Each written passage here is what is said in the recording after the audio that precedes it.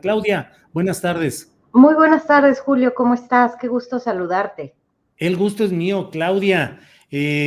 Aquí andamos haciéndonos bolas con qué significa ese aumento al 6.5 de la tasa bancaria y con el tema de la filtración o el adelanto que dio el presidente López Obrador, del cual se disculpó ya en la convención bancaria, pero ¿qué tanto queda ahí todavía ese jarrito lastimado o ya queda recuperado todo? ¿Cómo ves todo este panorama, Claudia? Muchas gracias, Julio. Pues mira, lo que sucedió fue inédito porque aunque habíamos tenido la sospecha de que la información del Banco de México y de las grandes transacciones se conoce antes en un círculo de gobierno muy cerrado, pues ahora confirmamos que es así. Eso hay que recordarlo y hay que tenerlo para el registro. Afortunadamente, el presidente López Obrador fue muy claro al decir, sí me contaron, sí me equivoqué, sí lo adelanté y no debí haberlo hecho. Creo que la autonomía del Banco de México queda en este momento pues fortalecida con este dicho que el presidente López Obrador, esta afirmación. Lo que debería preocuparnos, Julio, es que el presidente López Obrador conoce poco sobre cómo funciona todo este asunto de la autonomía de el Banco de México, la autonomía que debe rodear a la liberación de la información, porque se conoce poco que la herramienta más importante que tiene el Banco de México, además de evidentemente decidir si se sube o no el costo del dinero, es precisamente su credibilidad, Julio. Y eso dicho por los subgobernadores, por Alejandro Díaz de León, por lo que hemos visto en la Reserva Federal, porque la expectativa de inflación y la expectativa que se tiene de contaminación de expectativas, Julio, eso es lo que le hace mucho daño a la economía. Es decir, tenemos un incremento de precios, pero que cuando comienza la especulación y comienzan a aumentarse en cadena, eso es lo que le genera mucho daño a la economía, Julio. Claudia, hay como siempre la discusión, sobre todo en las redes sociales, pues se polariza mucho quienes están a favor, quienes están en contra, quienes justifican y quienes de manera muy ácida van en contra de lo que hizo el presidente López Obrador. No sé si me equivoqué en dar este ejemplo, Claudia, pero lo peligroso es que, por ejemplo, en este caso del aumento de las tasas de interés, creo que no se lesionó económicamente a nadie por ese adelanto del presidente. Pero podría suceder que un día en la tarde o en la noche se decidiera algo que implicara o pudiera significar, por ejemplo, una devaluación del peso frente al dólar, y entonces un círculo muy cerrado lo conoce y puede obtener ganancias, ventajas de esa información privilegiada. Claudia. Bueno, Julio, tenemos un caso ante la Comisión Federal de Competencia Económica que involucra a los principales bancos del sistema, en donde la comisión investigó que se ponían de acuerdo para comprar o no comprar deuda del gobierno federal. Entonces, esto que tú afirmas, pues no está muy lejos de la realidad.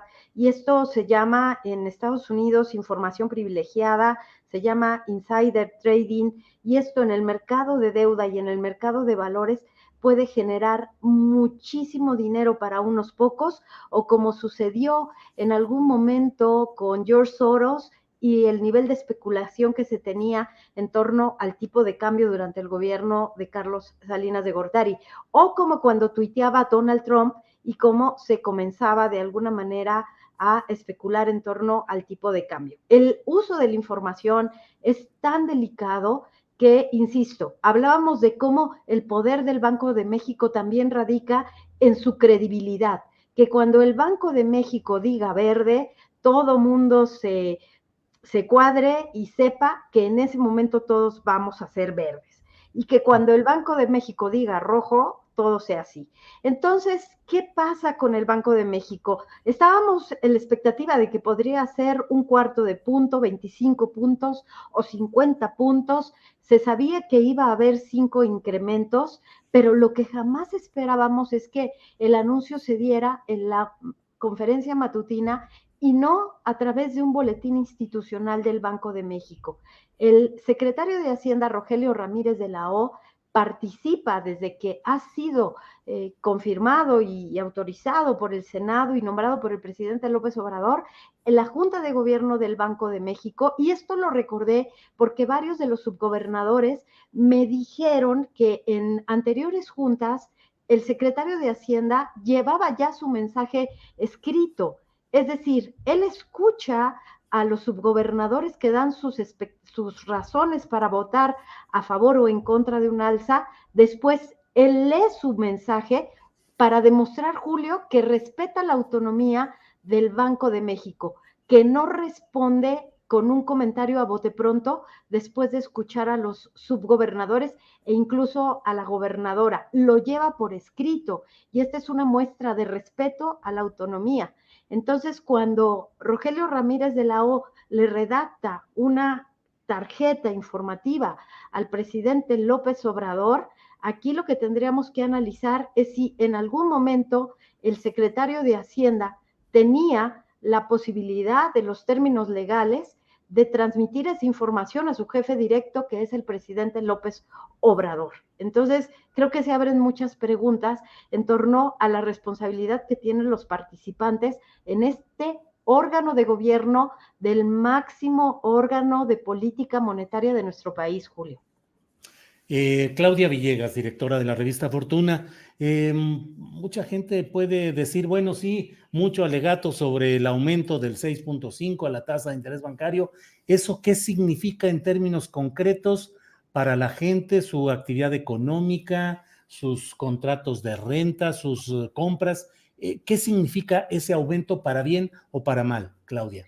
Vamos, Julio, a irnos hacia junio de 2019, o marzo de 2019, cuando en la convención bancaria los representantes de este sector crediticio se quejaban de que México tenía las tasas más altas de interés en el mundo y que eran la tasa de referencia de 8%.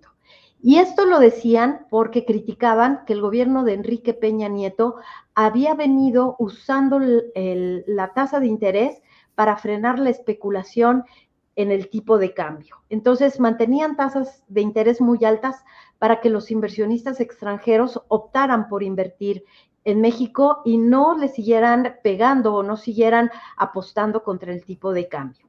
Inicia el gobierno del presidente López Obrador y el Banco de México comienza con una verdadera autonomía. También eso es muy interesante analizarlo, Julio. Una verdadera autonomía, siempre la ha tenido, claro que sí, pero el Comité de Cambios de Hacienda tenía una posición respecto al tipo de cambio. Y el Banco de México comienza a bajar tasas de interés porque no había problemas de inflación en ese momento.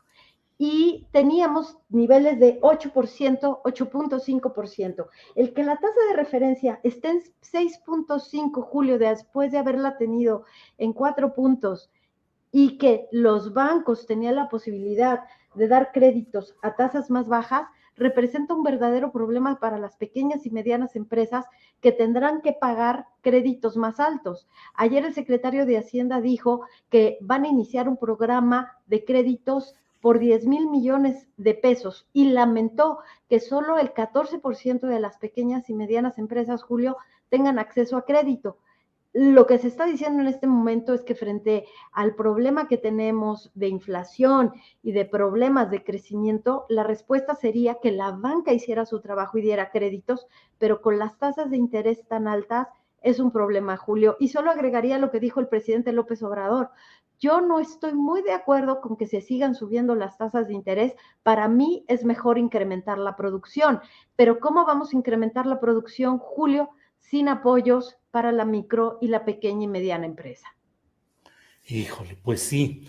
Claudia, muchas gracias como siempre por la claridad de tu exposición, por ayudarnos a entender estos caminos, estos vericuetos a veces de lo que son el manejo de la economía, de las finanzas, con mucho aprecio y listos para leer pues ya pronto tus trabajos en la revista Proceso y desde luego en la revista Fortuna, que puede ser leída en www.revistafortuna.com.mx. Claudia, con mucho aprecio, muchas gracias por esta ocasión.